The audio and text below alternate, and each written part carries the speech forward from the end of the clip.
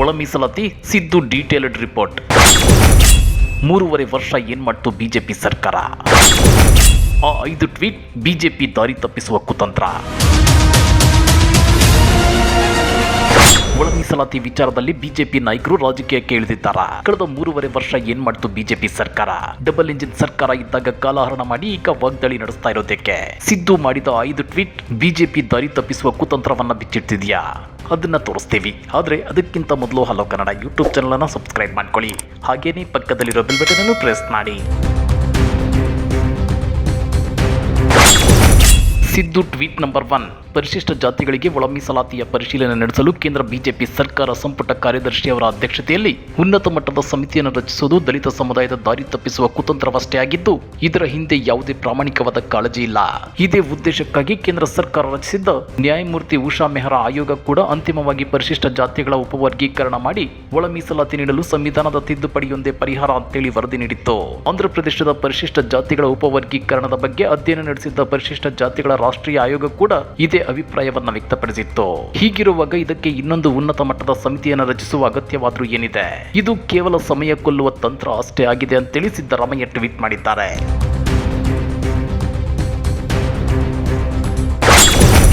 Siddu tweet number 2. ಪರಿಶಿಷ್ಟ ಜಾತಿಗಳ ಒಳ ಮೀಸಲಾತಿ ಬೇಡಿಕೆಯನ್ನು ಈಡೇರಿಸಬೇಕೆಂಬ ಪ್ರಾಮಾಣಿಕ ಉದ್ದೇಶ ಕೇಂದ್ರ ಬಿಜೆಪಿ ಸರ್ಕಾರಕ್ಕಿದ್ರೆ ಸಂವಿಧಾನಕ್ಕೆ 341ನೇ ಪರಿಚ್ಛೇದಕ್ಕೆ ತಿದ್ದುಪಡಿ ಮಾಡುವ ಮಸೂದೆಯನ್ನ ಸಂಸತ್ನಲ್ಲಿ ಮಂಡಿಸಿ ಅಂಗೀಕಾರ ಪಡೆಯಬೇಕು ಮತ್ತು ಶೀಘ್ರವಾಗಿ ಒಳ ಮೀಸಲಾತಿಯನ್ನ ಜಾರಿಗೆ ತರಬೇಕು.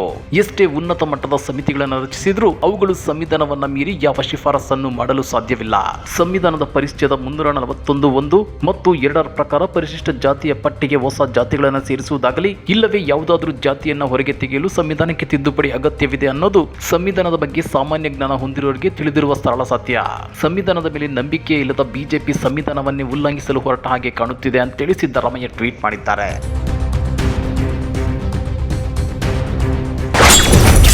Siddu tweet number 3. ಒಳ ಮೀಸಲಾತಿ ನೀಡಲು ಸಂವಿಧಾನದ 341ನೇ ಪರಿಚ್ಛೇದಕ್ಕೆ ತಿದ್ದುಪಡಿ ಮಾಡಬೇಕೆಂದು ಆಂಧ್ರಪ್ರದೇಶದ ಪರಿಶಿಷ್ಟ ಜಾತಿಯ ಒಳ ಮೀಸಲಾತಿ ಬೇಡಿಕೆಯ ಪರಿಶೀಲನೆಗೆ ನೇಮಿಸಲಾದ ರಾಷ್ಟ್ರೀಯ ಆಯೋಗ ಶಿಫಾರಸು ಮಾಡಿದೆ ಅಂತೇಳಿ 2023 ಜುಲೈ 23ರಂದು ಕೇಂದ್ರ ಸಾಮಾಜಿಕ ನ್ಯಾಯ ಮತ್ತು ಸಬಲೀಕರಣ ಸಚಿವರಾದ ಎ ನಾರಾಯಣಸ್ವಾಮಿ ಅವರು ರಾಜ್ಯಸಭೆಗೆ ತಿಳಿಸಿದ್ರು.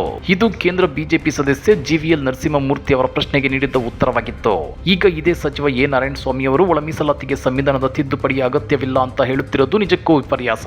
ರಾಜ್ಯದ ಬಿಜೆಪಿ ನಾಯಕರು ಎಂದಿನಂತೆ 2 ನಾಲಿಗೆಯಲ್ಲಿ ಮಾತನಾಡುತ್ತಿದ್ದಾರೆ. ಪರಿಶಿಷ್ಟ ಜಾತಿಗಳ ಒಳ ಮೀಸಲಾತಿ ಬೇಡಿಕೆಯ ಈಡೇರಿಕೆಯ ಹೊಣೆ ತಮ್ಮ ಹೆಗಲ ಮೇಲೆ ಬಿದ್ದ ನಂತರ ತಳಮಳಕ್ಕೀಡಾಗಿರುವ ಬಿಜೆಪಿ ನಾಯಕರು ತಲೆಗೊಬ್ಬರಂತೆ ತಲೆಬುಡ ಇಲ್ಲದ ಹೇಳಿಕೆಗಳನ್ನು ನೀಡಿ ತಮ್ಮ ಅಜ್ಞಾನ ಪ್ರದರ್ಶಿಸುತ್ತಿದ್ದಾರೆ.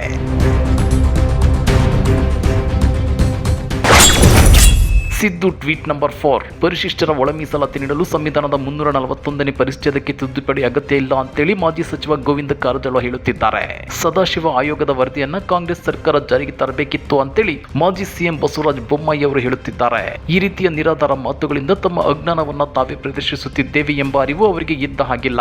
ಮಾಜಿ ಸಚಿವ ಗೋವಿಂದ ಕಾರಜೋಳ ಅವರಂತಹ ಹಿರಿಯ ದಲಿತ ನಾಯಕರು ಮತ್ತು ತಮ್ಮನ್ನ ಬಾಬಾ ಸಾಹೇಬ್ ಅಂಬೇಡ್ಕರ್ ಅವರ ಅನುಯಾಯಿ ಅಂತ ಕರೆದುಕೊಳ್ಳುವವರು ಕೂಡ ಸಂವಿಧಾನವನ್ನ ತಿರುಚಲು ಹೊರಟಿರೋದು ನಿಜಕ್ಕೂ ವಿಷಾದ. ಇಂತಹ ತಪ್ಪು ಮಾಹಿತಿಗಳನ್ನು ಕಾರಜೋಳ ಅವರು ಹಂಚಿಕೊಳ್ಳುತ್ತಿರುವುದು ಖಂಡಿತ ಅವರ ಅಜ್ಞಾನದಿಂದಲ್ಲ, ದಲಿತ ವಿರೋಧಿಯಾಗಿರೋ RSS ಹೇಳಿಕೊಟ್ಟಿರುವ ಗಿಣಿ ಪಾಠವನ್ನ ಅವರು ಒಪ್ಪಿಸುತ್ತಿದ್ದಾರಷ್ಟೇ.